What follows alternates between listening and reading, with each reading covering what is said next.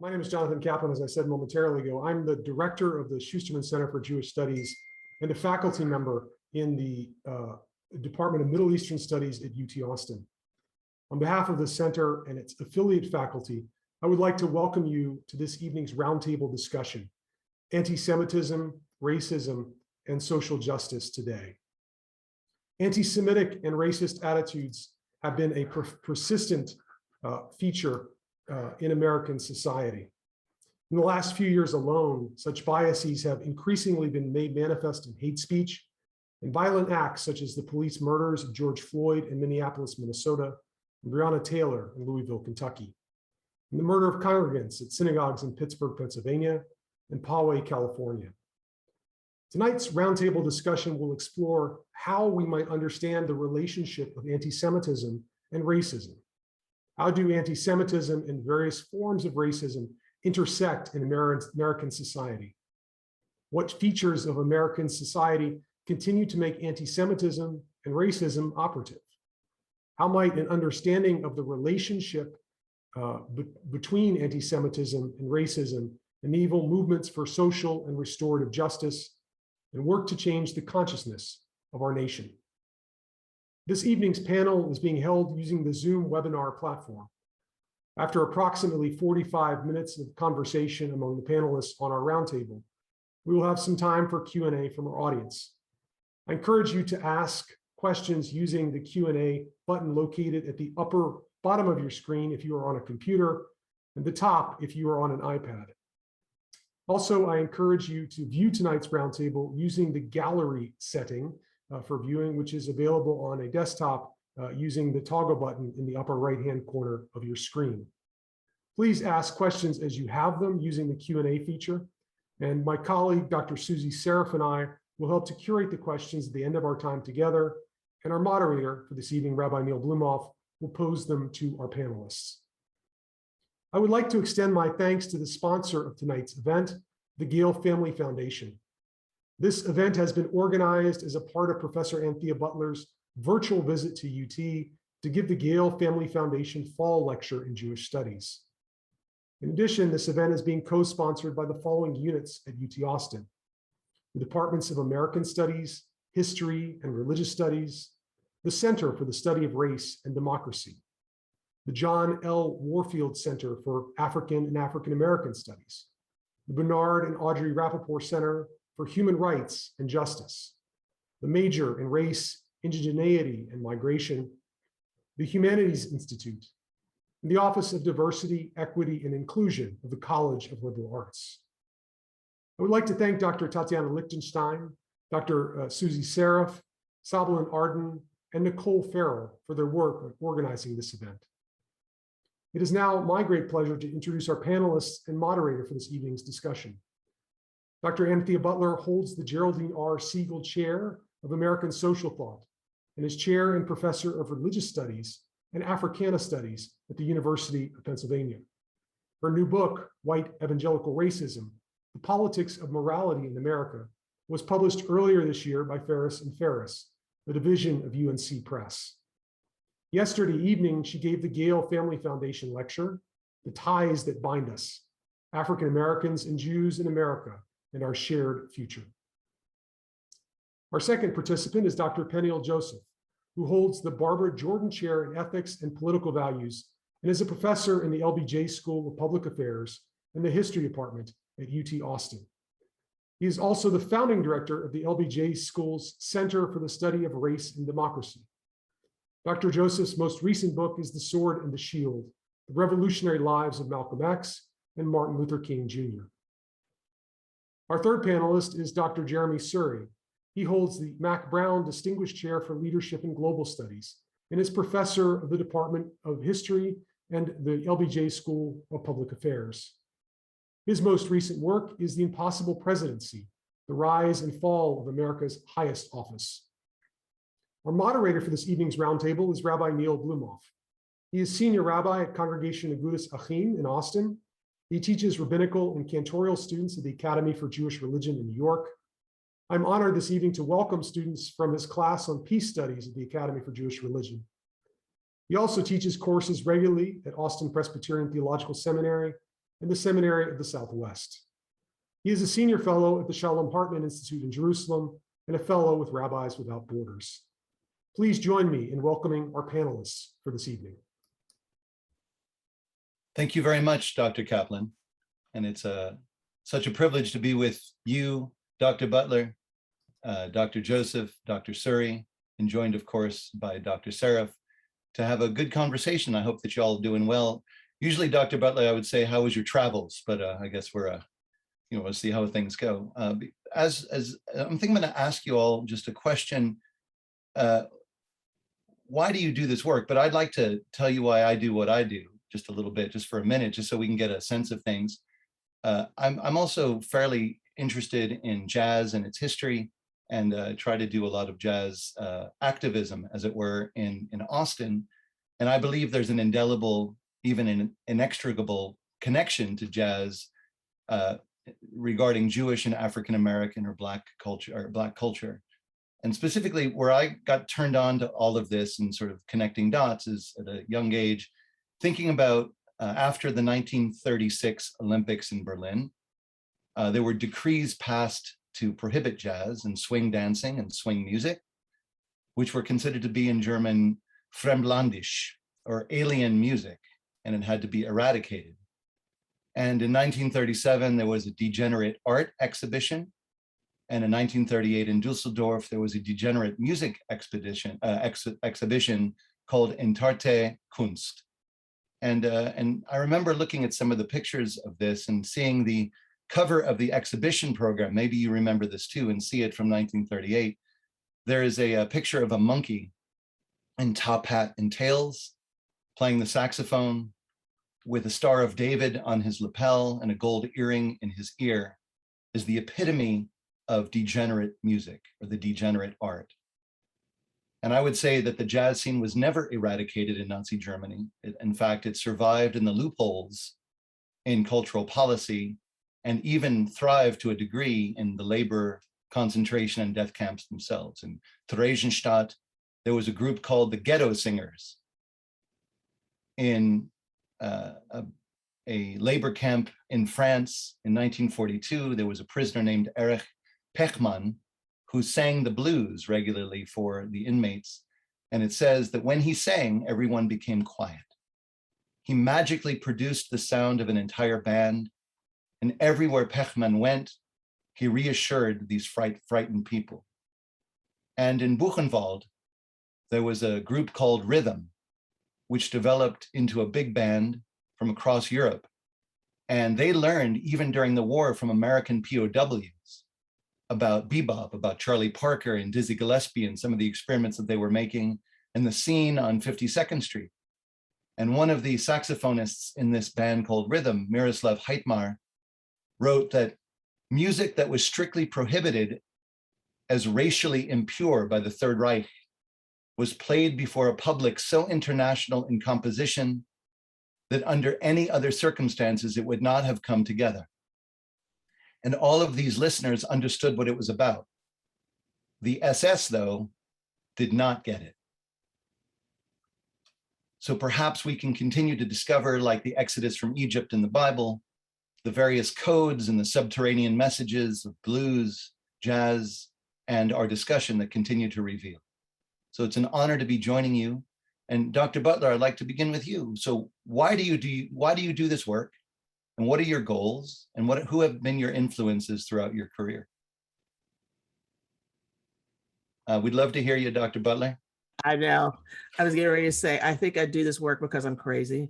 But, and that's probably an honest answer because, why do something like this in the midst of people attacking you, in the midst of people wanting to kill you, in the midst of people telling you you're wrong, in the midst of people telling you that, African-Americans don't have anything to offer, and why are you trying to get together with the Jews? Because they don't want to help you anyway. So, let's put it all out there, okay? I do this work because I'm a historian. And so you just told a story about history. And I'm a historian of mostly 19th and early 20th century.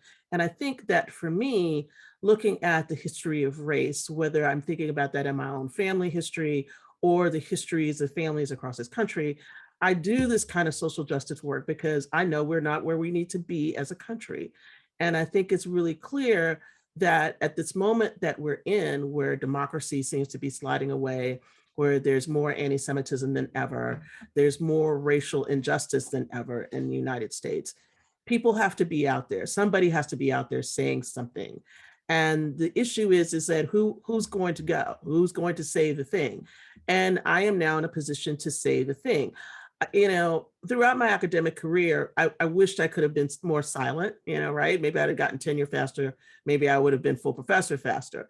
But on the other hand, I think what's important is to take those opportunities you have to say what needs to be said and basically let people hear it. And if they don't agree, that's fine. But on the other hand, there are people who do agree, and there are people who do appreciate the work of social justice warriors, whether they're in the streets standing up with placards, or they're writing op-eds, or they're marching, or whatever it is you have to do.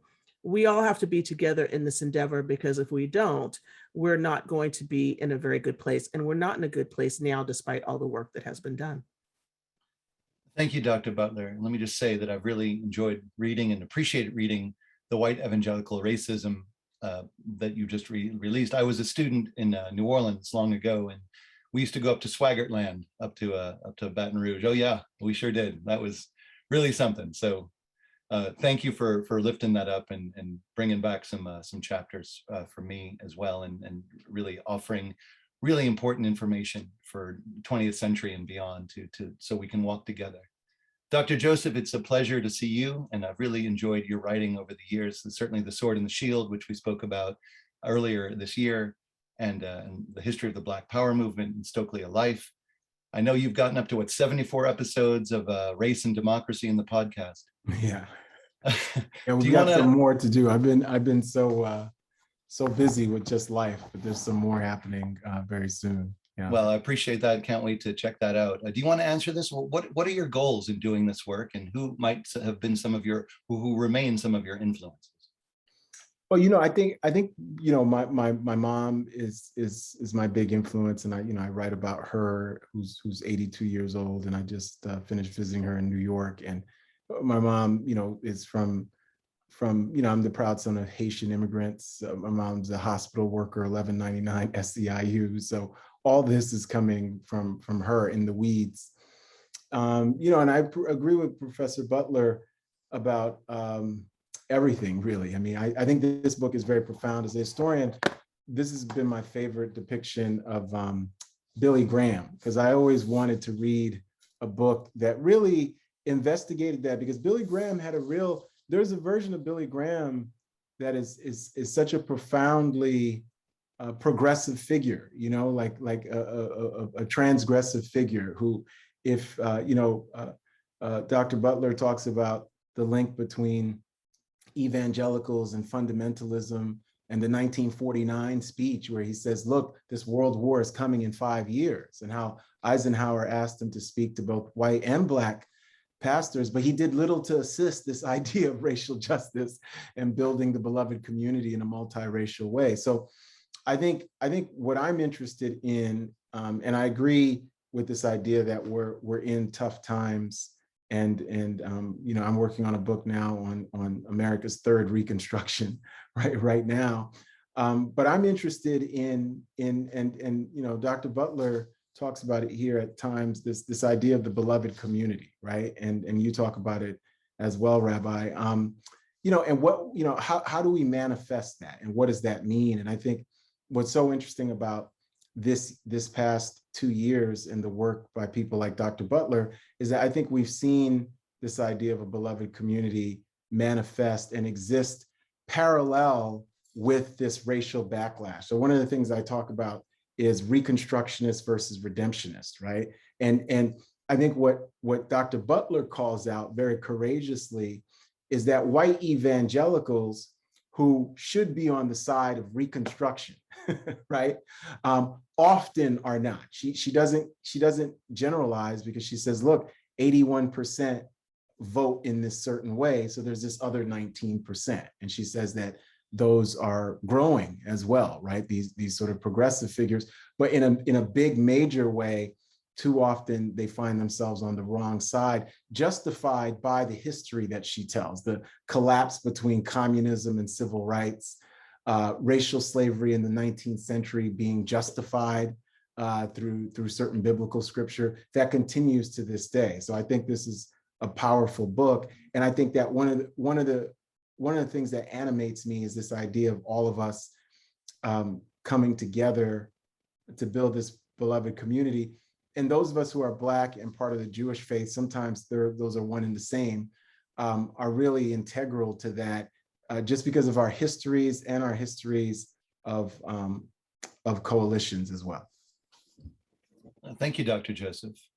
Dr. Suri, before you answer, I know you've been writing a lot. You have another book, is it not? Modern Diplomacy in Practice, which is out, is that right? So that's 2020. And as Dr. Kaplan mentioned, The Impossible Presidency, your podcast is ubiquitous, man. This is democracy, 168 episodes. My goodness gracious. So Dr. Suri, let me ask you, in addition to why you do this work, if you think about any ancestor of yours, do you think anything has changed in this work? I know, as we've declared, that these are difficult times. Has anything changed now for better or for worse?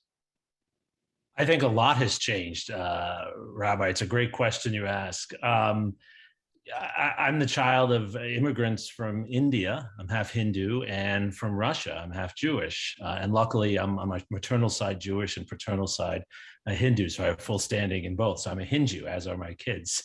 And both sides of my relatives, both sides, they couldn't imagine the kind of work we do. They couldn't imagine the possibilities that we talk about every day, as bad as it gets. And my friend Peniel and I are always talking about this. As bad as it gets, we wake up and we say, wow, we have an opportunity to make things better in the ways that our hardworking, working class immigrant parents and grandparents couldn't. My grandfather didn't even get to go to college, right? No one in my family really had the opportunities that I've had as a child of immigrants growing up in New York City. So I do think in some ways the world has gotten better. The possibilities are there. The problem is these possibilities are not widely shared with all people. They're very unevenly distributed. And if anything, that's what motivates me.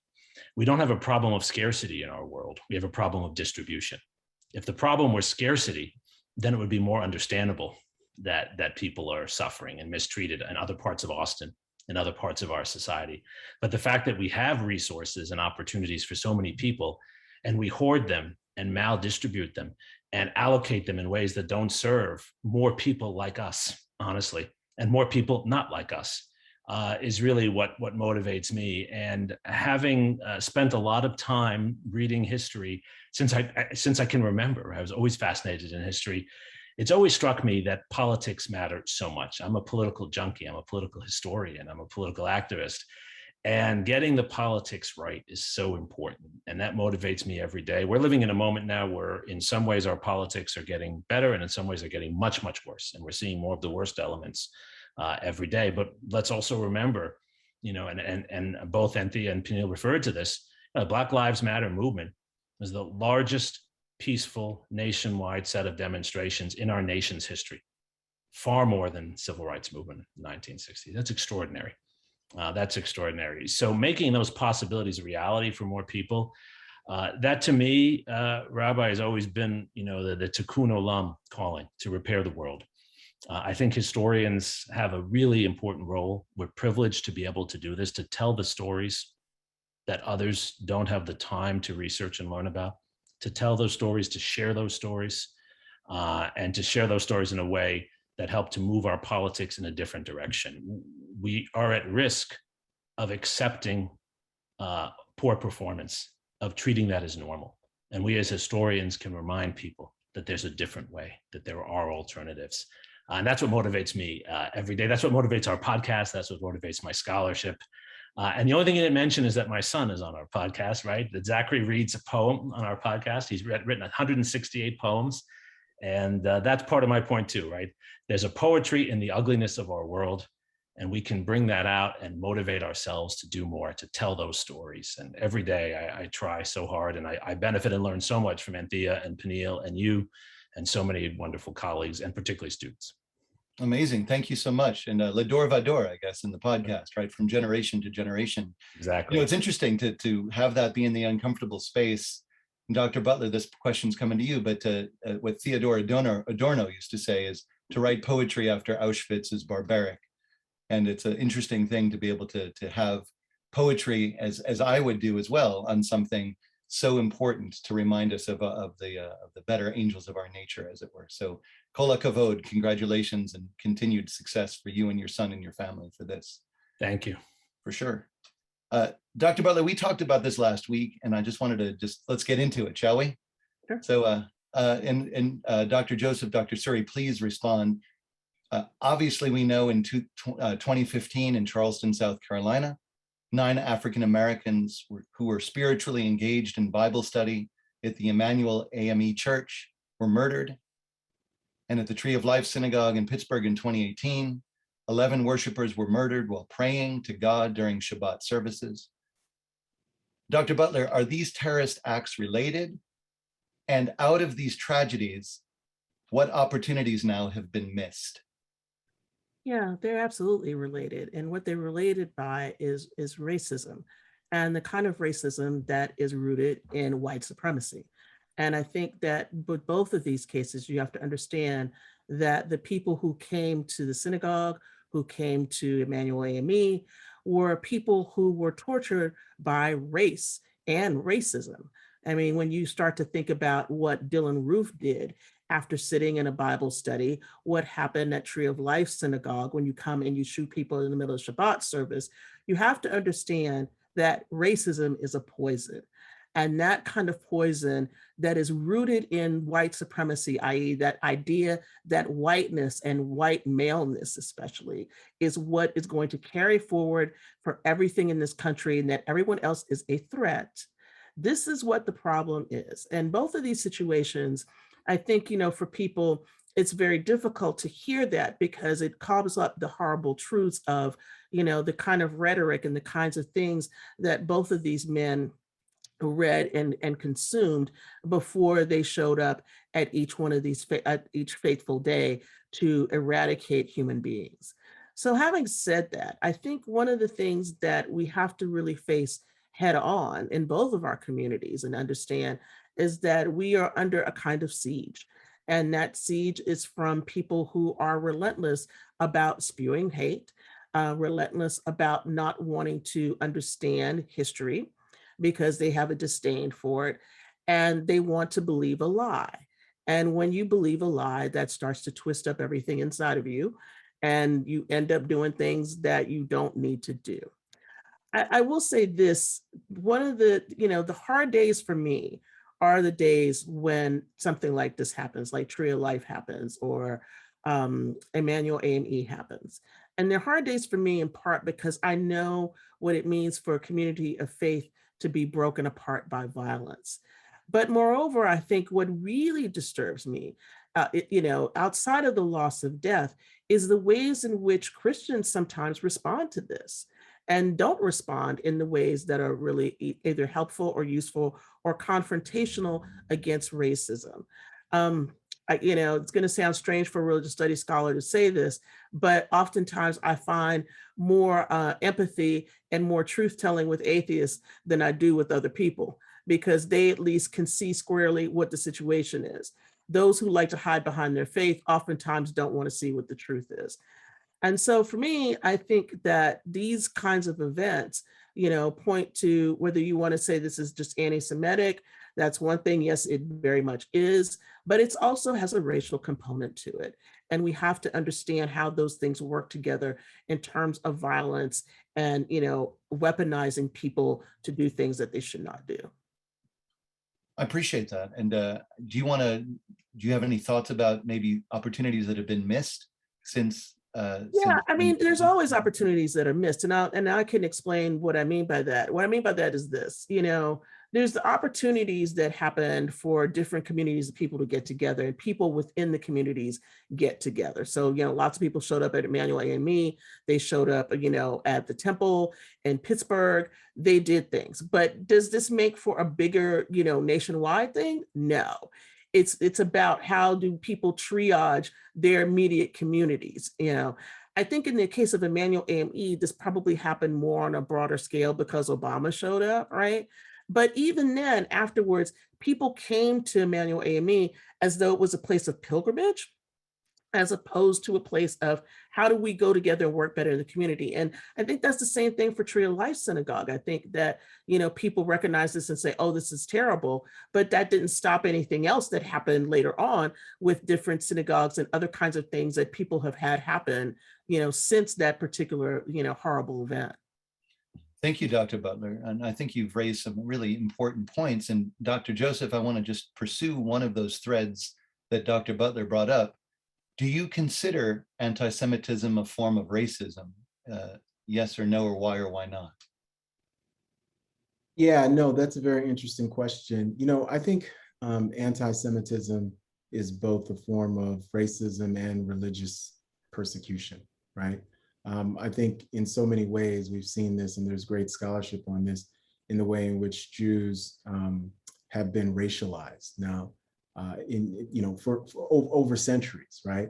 But certainly, especially in the context of genocide in Europe, there was a racialization process, there was a caricaturization process that is very, very similar to what happened to Black people, right?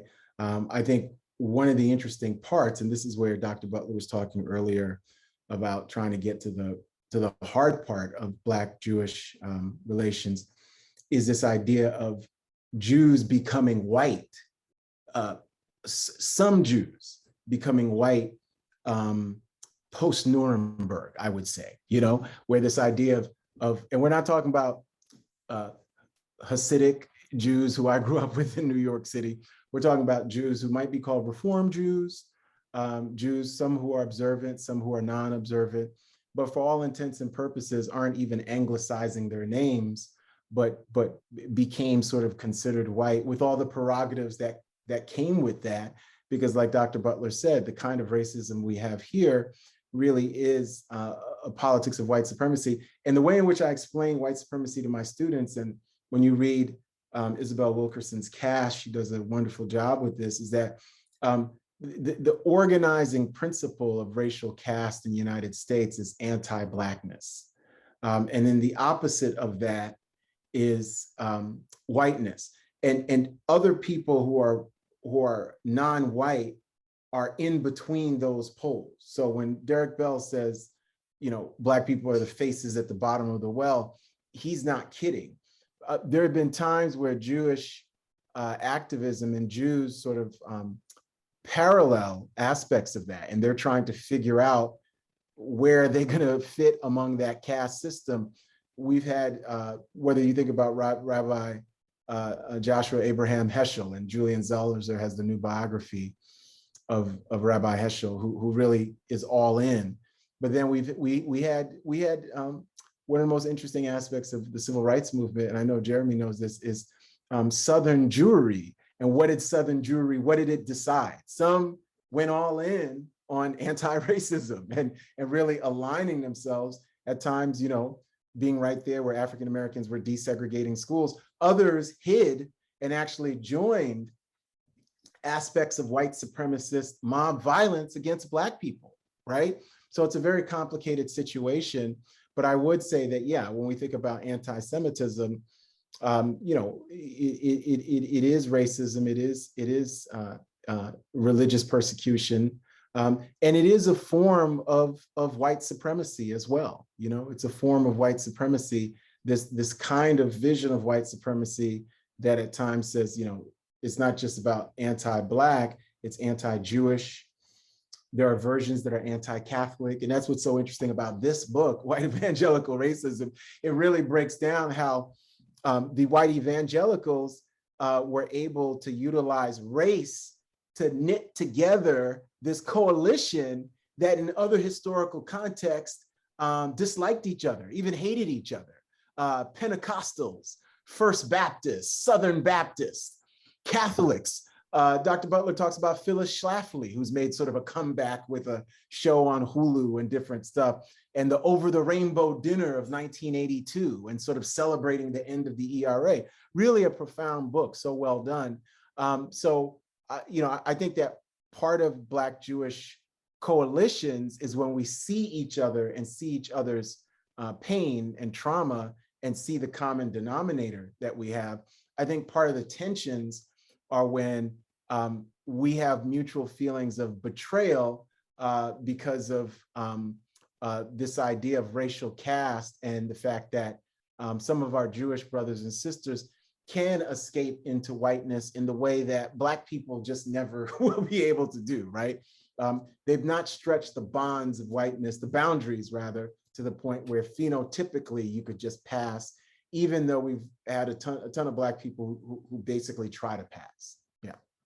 Thank you, Dr. Joseph, and I really appreciate those illustrations. And Dr. Butler, last night, you really gave a very interesting broad-stroked analysis of Texas, well, besides Dallas, ideas of this complications that Dr. Joseph was speaking about, of how to respond to segregation, specifically in the retail industry. And it was really interesting in Austin, Houston, and San Antonio. So it's a very, very entangled conversation.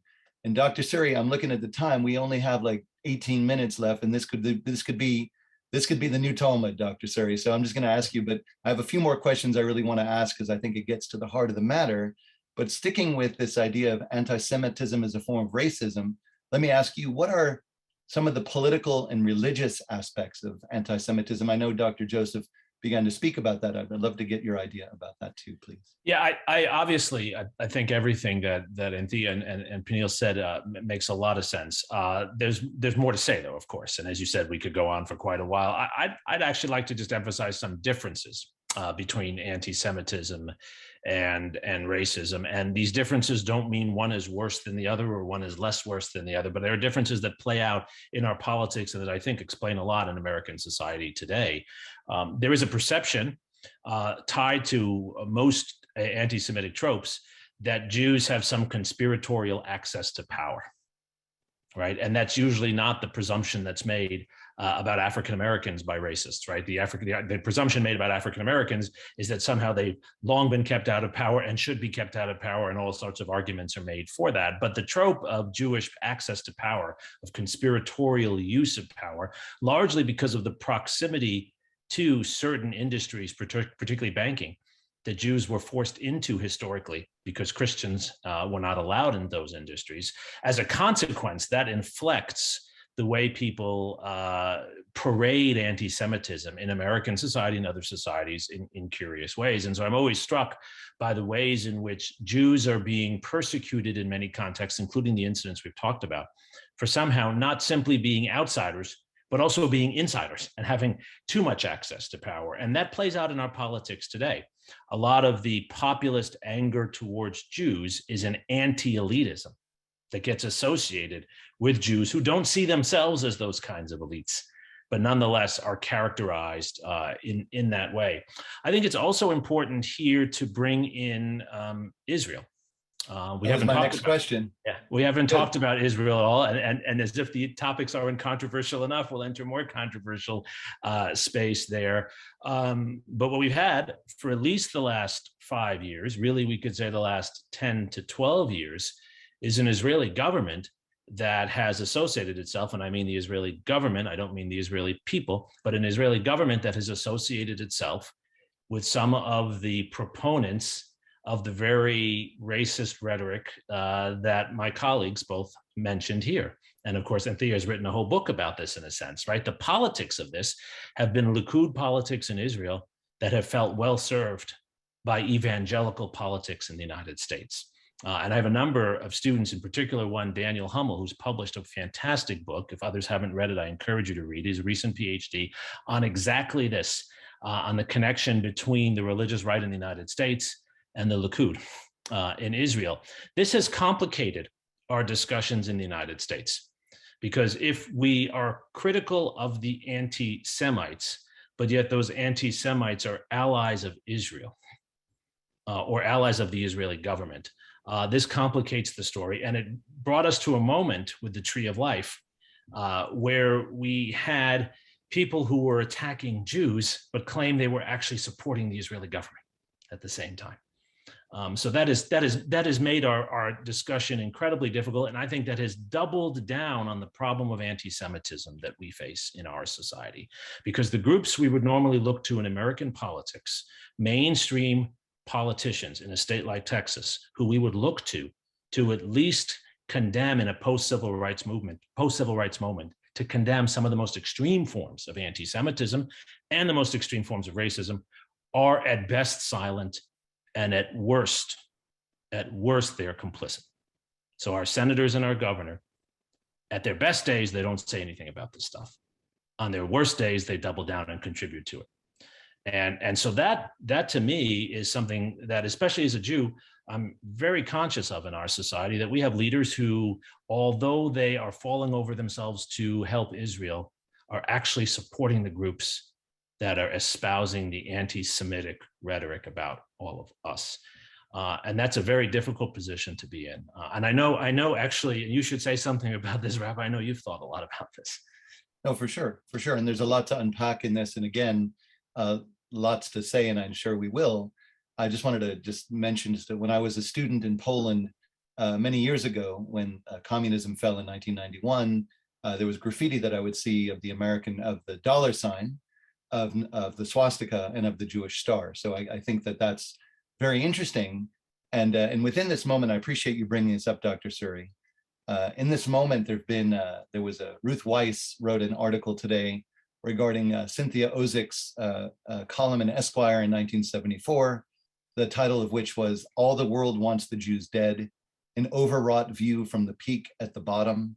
There have been some books that have come out, Barry Weiss, of course, in 2019, How to Fight Anti-Semitism, and in her Substack article, Everybody Hates the Jews is the title.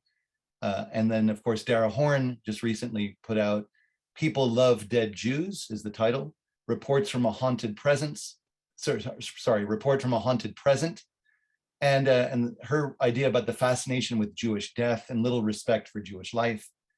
And Barry Weiss speaks about this idea that we have this existential fear, physical fear of violent assault, the moral fear of ideological vilification, and the political fear of resurgent fascism and populism.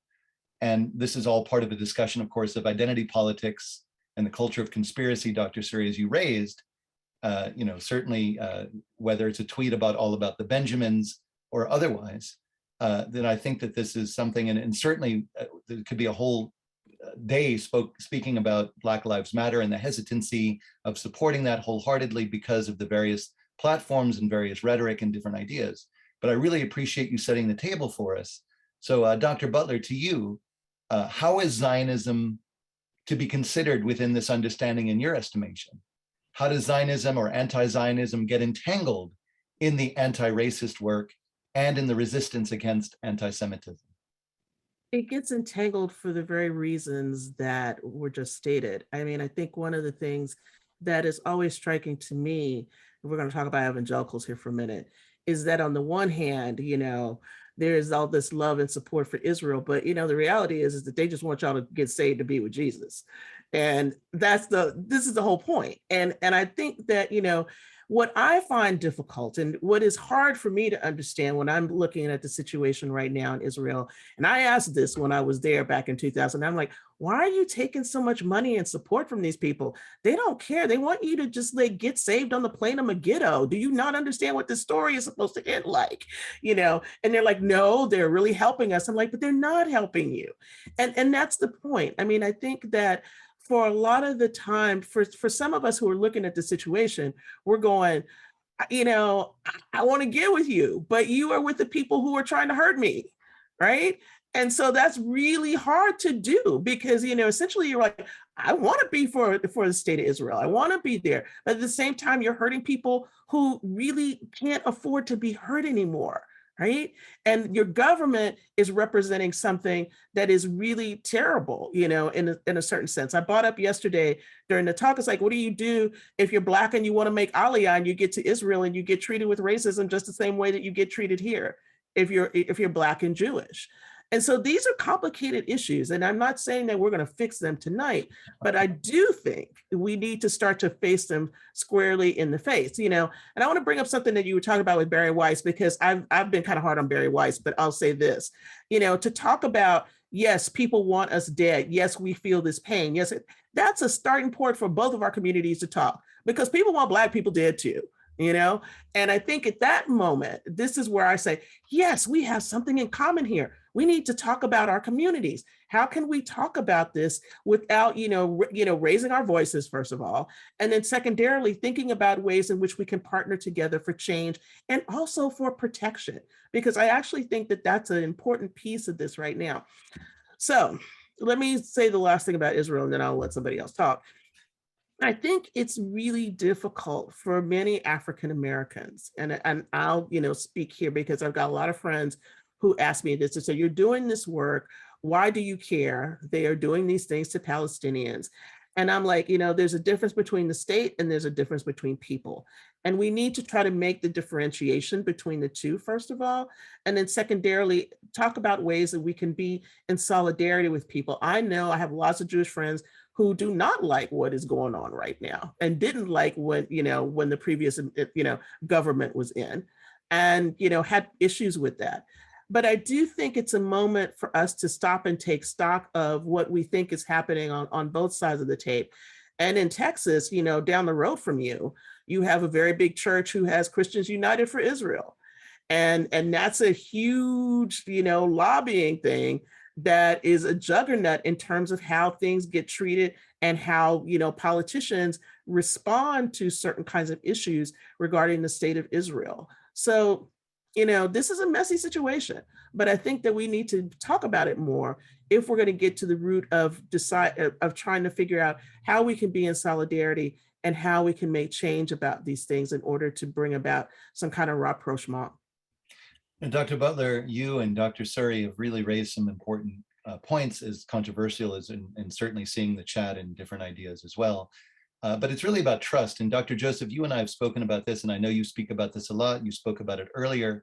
The willingness that we all can have to be in each other's lives, past the Instagram moment or the tweet. Really, are we willing to learn each other's lexicons, read each other's signposts? As you said, know each other's pain. There's a Jewish parable that talks about two guys sitting in a bar. They get progressively more intoxicated. And one guy just kind of bursts out to the other and says, "Do you love me?" The guy says, of course I love you. Of course I love you. And the first guy bursts into tears. And he says, "How can you love me when you don't know what causes me pain?" And I'd love for you to respond to Dr. Suri, Dr. Butler, into this question about how to work on this and how to see if Zionism or anti-Zionism gets entangled in anti-racist work and in the resistance against anti-Semitism. I have a great conversation. I had a great podcast conversation with Peter Beiner. And that was episode 74, I think, or 71. Sorry, 71. That's early. And Peter is so interesting because he is so devout, and his feelings about what's going on in the Middle East, and Peter is very pro-Israel, but he's become one of the biggest critics of the conservatives in Israel. Evolved over time based on both his visits to Israel, based on forming new friendships, even though he had a very good Jewish friend who was killed in an attack by Hamas, by a Hamas rocket in the 1990s. So I think the conversation I had with Peter was great because, and Peter has his own Substack, and he's really able to get around. I think there was a question in the chat about, left-wing anti-Semitism and, what is that? He's able to get around this idea that, can we have a principled critique of what is happening in the Middle East and what is happening to Palestinian people, while also thinking about what is happening to Jewish people, and also saying you're an advocate for the state of Israel or a two-state solution. And I think Peter is very, very profound on that, and this idea of saying the only way that we can get to peace in Israel and ending anti-Semitism at the same time is through justice, right? And in that way, he's really now part of this very, prophetic tradition with people like Rabbi Heschel and Martin Luther King Jr. And I think what we need to do when we think about being in each other's shoes, one of the things King talked about was moral means to moral ends, right? And I've been teaching a lot of King for my Black politics seminar. And that is profound, because what you mean by moral means to moral ends is really this idea that we will not get to the beloved community via some kind of bloodbath or some kind of political revenge or rockets or really those kind of wars that sometimes, Professor Butler in her book, White Evangelical Racism, she talks about end times religion and how some of that end times religion is why we have this conservative evangelical rapprochement with Israel, right? Even though there's going to be progressive Jews in the United States who criticize that. So I think that we do have to be in each other's shoes, but I think the toughest thing to talk about right now is just justice transparently. Colin Powell just passed, and I think that one of the most profound aspects of former general and national security advisor and joint chiefs of chairman of the Joint Chiefs of Staff and the first Black Secretary of State was how principled Colin Powell was. He was a Black Republican who stood on principle. He believed in a strong national security state, probably much stronger than some progressives would. But he also believed in racial justice. He believed in affirmative action. He believed in democracy and service-oriented leadership. He called it selfless leadership, right? And there's a great video about him that's gone viral where he said when he was an officer and going to school as a lieutenant, they taught him that, if you're hungry or you're cold or you're fearful, you never show it, because the people who are following you are going to take their cues from you, right? And Powell says they did that because of trust, right? And the trust was earned. So part of what we have to do in earning the trust is to actually speak the truth. And the level of injustice that we're seeing in the United States, both racism and anti-Semitism, doesn't somehow disallow us to talk about Palestinian suffering, in the Middle East as well, right? So there's a point where we have to say we want a kind of moral reckoning for everyone, for all people, right? And I think that's in the best sort of Black prophetic tradition, but also Jewish prophetic tradition as well. But I think those voices have been overwhelmed by voices that are louder, but these aren't the voices that are of truth and justice and reconciliation that comes about through justice and repair, right? So you need truth, justice, and then you get to reconciliation. And the people who know that the best are Jewish people and Black people. What we're always looking for is truth, justice, and reconciliation. You're not wanting the hugs and the reconciliation on the way out of Egypt, right? Let my people go, right? Moses isn't stopping that, not saying, hey, let's all hug the Pharaoh. No, they're looking to get out of there. And then there's got to be recompense, right? There's got to be repair, right? And then we do come to that reconciliation. So that's what we need more than ever right now. But it starts with the truth. And then again, Dr. King, basically he did say, justice is what love looks like in public, right? So that's going to impact our public policies. It's going to impact how we treat one another. And we're doing it in some spaces. I agree with both, Jeremi and Dr. Butler, when we're doing it in some spaces. There are, sometimes we call these fugitive democracies during the antebellum period and now.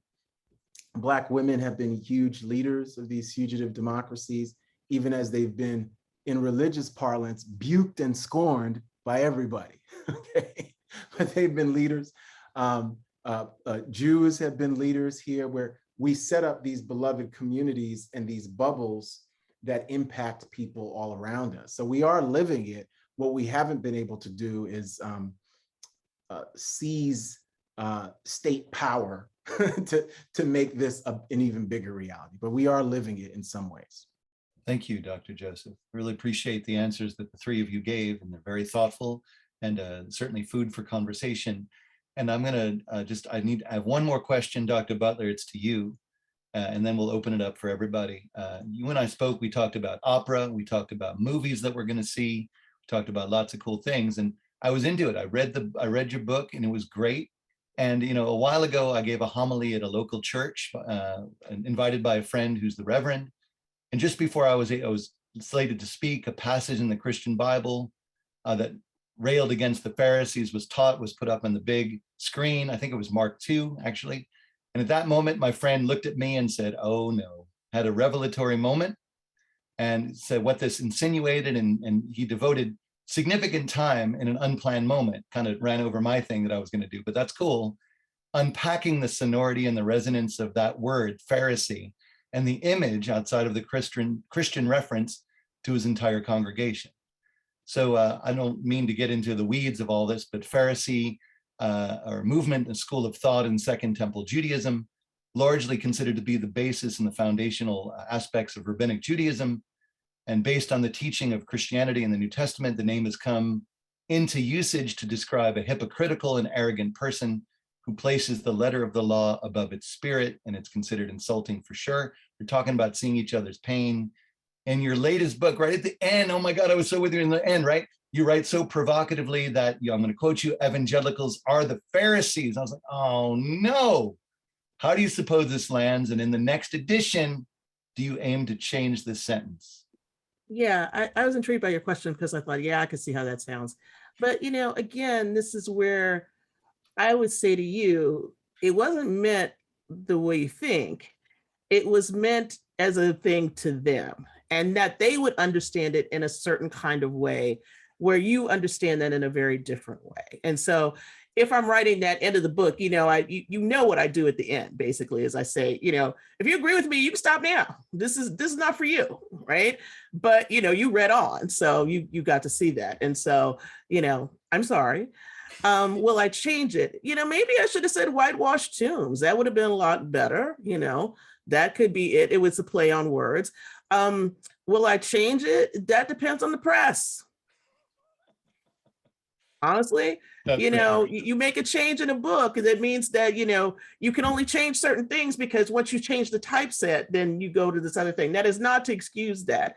So, yeah, that's a lesson for me to learn, and to think about how somebody else, especially you, somebody who's Jewish, would hear that. But I do think it's also a sense in which we also have to know the resonances of how we hear each other's speech and how we hear the things that people say. And so, I could say back to you, yes, this is terrible for you, and I'm so sorry. But do you not agree with the point? And I think that's what I want to get across here, is that was not specifically meant for that. But I do think that for a lot of evangelicals who consider themselves to be friends of Israel, right, and wanting to, have Jews come to a closer relationship so that they can be subsumed into Christianity, which is, a problem to begin with historically and currently as it is today.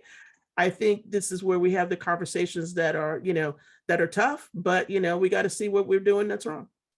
No, it's so instructive in the treacherousness of it, in the difficulty of this kind of dialogue and trust that we'd be having. I'm so glad to ask you to answer that question, to have you answer that question, because people I'm sure would be emailing me later and saying, how could you, don't you see what she wrote? And then, so that's the point, is to answer, and I appreciate you leveraging that into explaining what you're doing, because it makes perfect sense. And I think that's what we need to be doing, inspired by what you and Dr. Joseph and Dr. Suri have said. We have a few more minutes and only about like 40 questions. So I think we're going to just zip through them all, and just one-word answers, please. Just joking. So well, let's see how we get to it. There's a lot of ideas. Isabella Carlo writes, what can I, as a white, non-Jewish individual, do to contribute to furthering equality and, quote, mending the emotions towards atrocities that my white ancestors may have committed, towards both people of color and the Jewish community. So if and any of the three of you, maybe Dr. Butler, you pick that one up. And I think the first thing is to try to learn more about history. I think one of the things right now that I find very troubling is that for many white people, history is a problem and they don't want to learn it and they don't want to talk about it. And I think that's the first level. The second is find places where you can be active and involved, you know, whether that's in a faith community, something educational, something within the community, you know, do that. I think the third thing I would say, which is actually really important, is figure out how you can get involved in issues that are important to not just race and anti-Semitism, but to democracy, because I think those three things have an intersection. And if we don't have democracy, we're going to have lots of more people who feel it's easy for them to be both racist and anti-Semitic. Once we start to think about what it means to be civically engaged, I think that's really useful to think about then how you move forward within your community to do the kinds of work that needs to be done. Thank you. Dr. Suri, I'm going to ask you another question just based on what we've talked about here by Dr. Amy Weinreb. She writes, here's something to contemplate. In Israel, there's a strong right-wing base of Mizrahim, Jews of North African and Middle Eastern descent, who would be categorized as people of color in other contexts. This rarely gets discussed. Why? It's a good point that comes up. It's rarely discussed, in part because of American ignorance about Israel, right? I mean, most Americans actually think that Israel is still an Ashkenazi society, and of course, it never actually was. And I think the other reason it doesn't get discussed is because there have been efforts to make Jews in the United States look white, and I think this came up earlier. This has been done for very good reasons by Jewish communities that didn't want to be attacked. Most communities have sought, the Irish, when they come to the United States, the Italians, the Jews, they try to make themselves seem white. They try to pass as white. There's every incentive to do that in our society. And so I think the racial issues associated with Judaism don't get discussed. Now, of course, Rabbi, as you know as well as anyone, in Israel, these issues are talked about a lot. And so there's a difference here between the ways Americans talk about Israel and the population of Jews in Israel and those in Israel itself. Some of the best scholarship I have seen on issues of race and Judaism, it comes from Israeli scholars writing on precisely these issues. So I think one of the most important things we need to do is not just read Americans writing about this, we need to read Israeli scholars writing about these issues. Thank you, Dr. Suri. Dr. Joseph, a question for you. You do such great work out in the community. The Sword and the Shield, which came out last year, has really made some really important impact in discussing not only some of the more well-known ideas of Dr. King, but also connecting with Malcolm X as well. Jen Rosner asks a question. She says, would love to hear everyone's suggestion. I'm going to start with you. Everyone's suggestions for concrete ways to engage, emphasized, and combat, emphasized, anti-Semitism and racism. Yeah, Looking for I think, concrete ways to engage and combat anti-Semitism and racism. yeah, I mean, I think one of the things that everyone can do, and we have, University of Texas right here as a resource, but whatever your local university, your local synagogue, church, is find out a better example of the story. You can do that through a podcast. You can do it through Dr. Butler's book. You can do it in a lot of different ways, right? So part of it is finding out the story. I think the second part is really trying to connect with local social justice organizations where you're at, and really, whether that we have a Center for the Study of Race and Democracy here, but wherever you're at, and really support them not just financially, but by going to their events, asking what you can do to volunteer and make an impact and be impactful, right? So that is one. And the final thing I would say, again, locally, is connect with your local school district. We have Austin Independent School District here, and we have different private schools, but see what they're doing in that arena of justice, equity, diversity and inclusion, and anti-racism and anti-Semitism. And if they're not doing enough, suggest that they do and ask questions, why not? So I think this is very, very local. And then we could point out, support the Anti-Defamation League, support the Legal Defense Fund, all these different things. But I think it starts locally where you're at. Could I add one thing quickly? Dr. Suri, you can add whatever you'd like, please. Well, I just want to connect to where Peniel was with this. I think he's spot on. And I think Anthea made very similar points. I think it's really important for us not to go around calling people names, but to expose what's around us that embeds some of these attitudes around us. And so hypothetically, let's imagine we were living in a city where people were going to vote to say that the city council should not have choices about how to spend money, but that the police should have some iron budget, and that the police who have had major racial issues that they haven't addressed, but yet should get more money over other things. I don't see how you support that, or you see that around you, without recognizing that it has major racial implications. We need to talk about that. We don't need to go around calling people the R word necessarily, but we need to expose that, because lots of these attitudes that we're criticizing are still embedded in our daily lives. We can all help to excavate, expose, and improve our lives to eradicate some of these attitudes that we have inherited. And we are as guilty as anyone in Austin, Texas, among progressives, of allowing this bad thinking to continue, even in our propositions that people are voting on.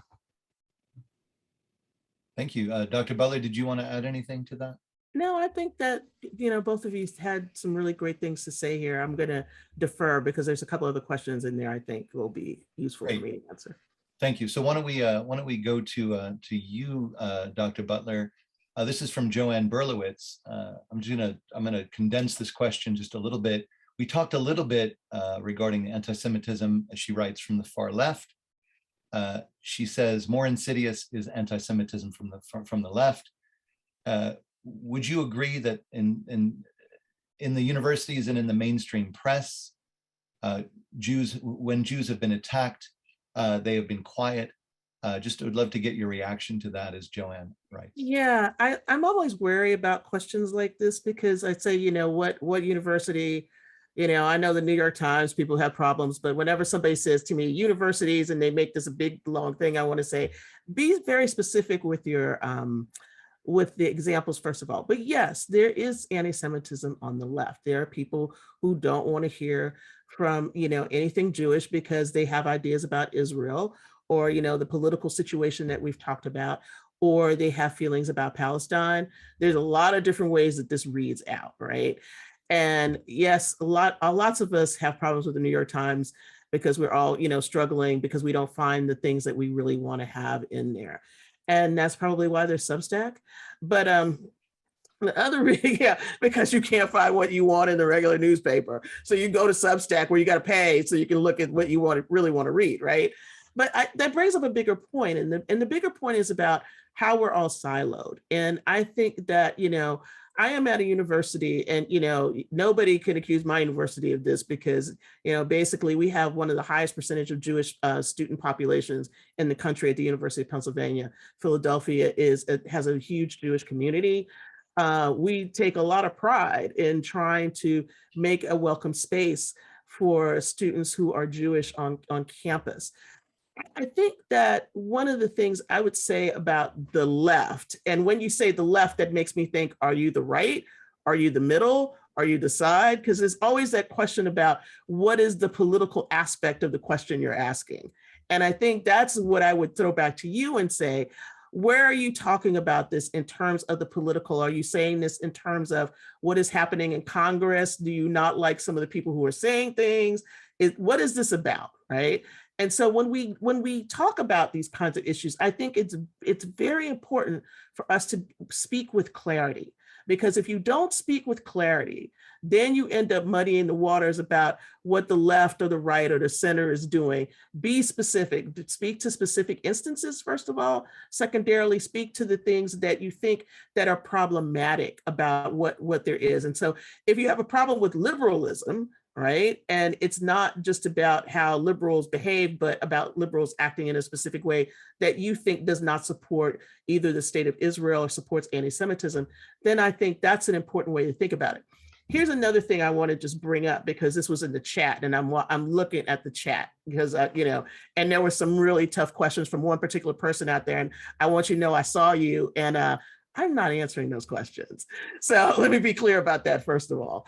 I think the other part of this is about the tensions that really do exist in the community. So if you have a political feeling about Black Lives Matter, or if you have a political feeling about whether or not people should be marching because police are doing things, or if you have a political feeling about, there wasn't enough that was done to people on 1/6 in the insurrection, those are fine.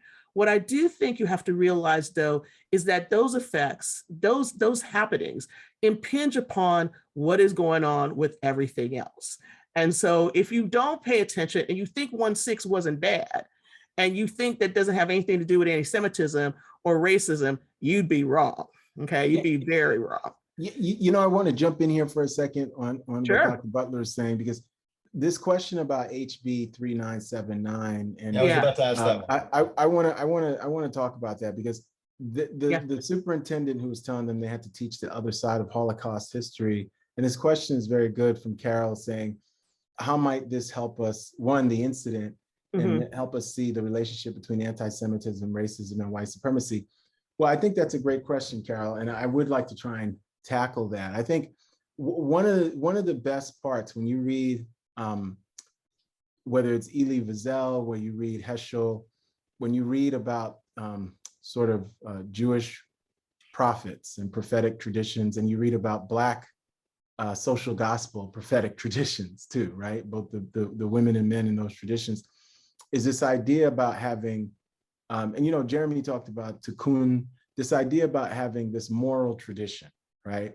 And one of the things that's so profound about the connection between Judaism and sort of just Black people, I'll say, because I include Black Christians, atheists, Muslims, everybody, just Black people, is the fact that the pain and suffering that both of them have experienced allowed them to see that they were part of a larger human collective, And so this idea that if they come for someone else, they're eventually going to come for me, right? And so when you look at HB 3979 and this attack on what's being called critical race theory, but is not critical race theory, it's just an attack on history and talking about the painful parts of our history. It's just an attack on that, right? You can't think, if you're Jewish or a supporter of Jewish people, that they're just going to stop with the Blacks, like Donald Trump liked to call us. That's absurd. You can't think that in this country with this history that they're going to just stop with the queers and the LGBTQ and the trans people. You can't think to yourself that somehow there's not going to be another person who says, yeah, what about the other side of not just slavery, but the Holocaust, right? But what about that, right? You can't think to yourself, when you think about January 6th, why did some people have not just Confederate flags, but shirts that talked about Auschwitz, right? Why did they do that? We're all in this together, even if right now you might have some Jewish people who are thinking that they can be with this right wing and find a sinecure here because they're saying rhetorically they are pro-Israel. They can be pro-Israel and anti-Semitic, like Professor Suri said. You can hold two contradictory thoughts at the same time in your head, policy-wise too. So when we think about this, yes, it tells us a lot about the relationship between anti-Semitism, racism, and white supremacy. Anti-Semitism is always lurking in narratives of white supremacy and policy visions of white supremacy, even if they might go and put their first foot forward. The front foot forward is anti-Black racism, because that's always the sweet spot, but it's never singular, right? So there's a kind of moral violence that is taking place through anti-critical race theory that's very similar, and it's connected to the lost cause. The lost cause is also an anti-Semitic narrative. When we look at the lost cause during the 19th century and the 20th century, What is the Klan if not one of the biggest purveyors of anti-Semitism ever in American history, right? And they are bound to that narrative of the lost cause, right? So when we think about HB 3979, yes, we should be resisting that, not only because we're trying to defend Black lives and Black history and American history, but no, this idea, there are certain things that happen. There is no moral equivalence when you think about the Holocaust and when you think about racial slavery. When it comes to the Holocaust and 6 million Jews being killed and murdered, there is no other side, everyone. There is no other side. So someone asking that is the same as when people say, well, what about the other side during racial slavery? The other side. Let's figure that out, right? So this is a great question. And the final thing is, white supremacy always is bracketed by feelings of dehumanization towards not just Black people, but Jewish people as well. Okay, they're always a part of it. They're always a part. And Professor Suri said it right, where he said this idea of a conspiracy, this idea that they have too much power.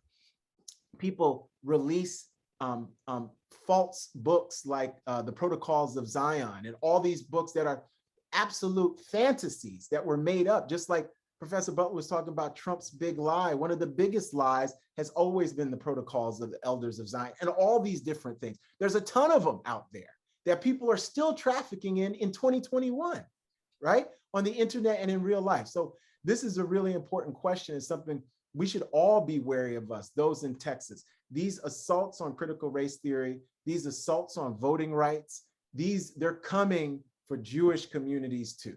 Whether those Jewish communities stand in solidarity with these folks who are being oppressed or not, they're coming for all of us.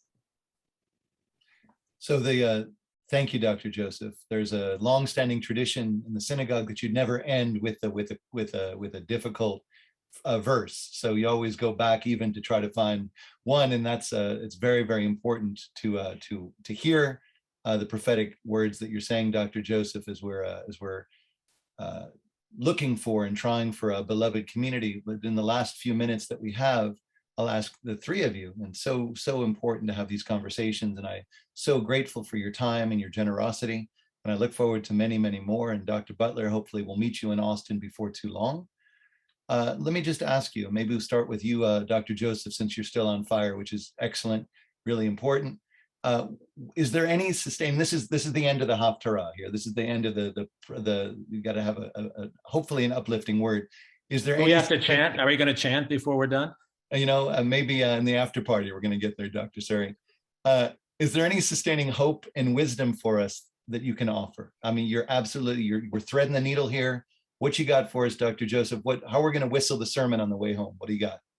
Oh yeah, I think that Dr. Martin Luther King Jr., the whole idea when Dr. King says that we are a world house, right? That we are all mutually, we are inextricably tied in a single garment of destiny. And he called the United States and the entire world this idea of the world house. I think that what happens to one, and Dr. King said, injustice anywhere is a threat to justice everywhere, happens to us all, right? So we have the keys to our own liberation within us. King also talked about a revolution of values alongside of the beloved community. And what he meant by a revolution of values was the way in which we were going to have to decide. And Audre Lorde said this too, how are we going to relate to each other in a different way outside these shackles of patriarchy, outside these shackles of heteronormativity, outside these shackles of capitalism, racism, all these different things. And that was going to be the revolution. Of course, she was talking about, and King too, policy, the law, legislation, and the state, but it was how we were going to relate to each other. And I think we can always start in terms of that revolution of values. And I think reading this book has been very profoundly important for me because it really gives us a path toward that revolution of values, which is part of building the beloved community.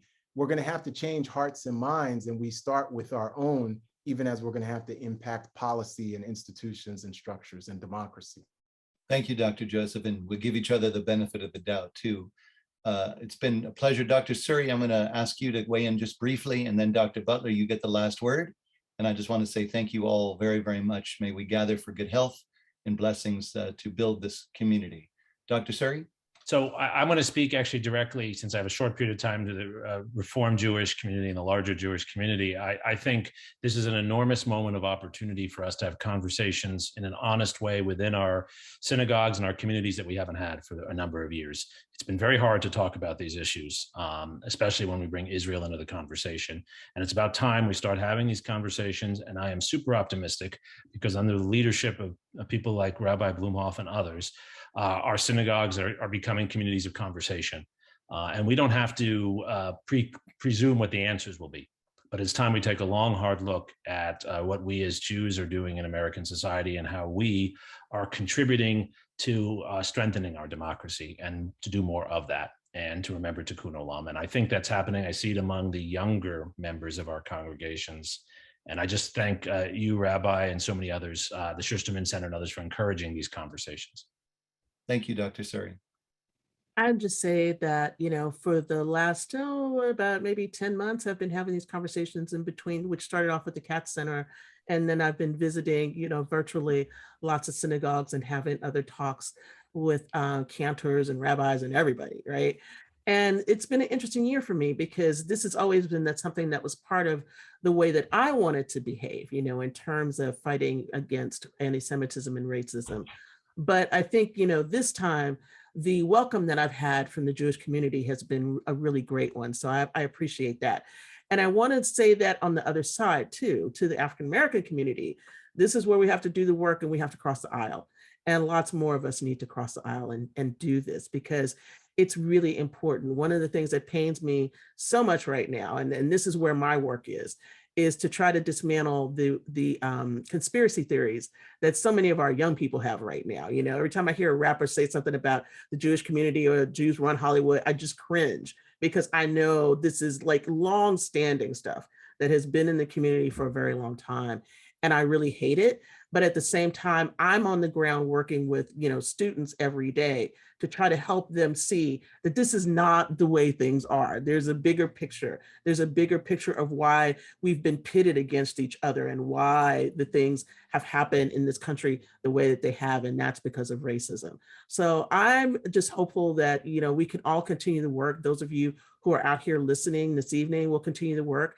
Those of you who, asked questions tonight that were a little sharp, that you will seek to think about what you're asking and that you will understand that the way that you ask the questions sow your own prejudices. And I think that one of the things we all have to do is to start to seek inside of our own hearts to see where race and racism and anti-Semitism is. And so before you can go asking questions to everybody else, ask that question to yourself and wonder and think about where that leaves you. Well, thank you so much, Dr. Butler, for those concluding admonitions and encouragement to all of us to continue to pursue knowledge of self and who we are as people and moving forward in that. And I'd also like to thank you and the rest of our panelists, Dr. Joseph, who had to step off, and Dr. Suri, and also to Rabbi Blumofe for taking time out of his schedule to be with us today and to help facilitate such a wonderful conversation. I'd like to thank all of you for being here tonight in our virtual space. And hopefully this space that we've created together here tonight would be a space where we could all grow together and to grow towards the beloved community that Dr. King spoke so eloquently of many years ago and has invoked and called upon in our space here today. We're grateful for your time and we wish you all a wonderful evening. Thank you.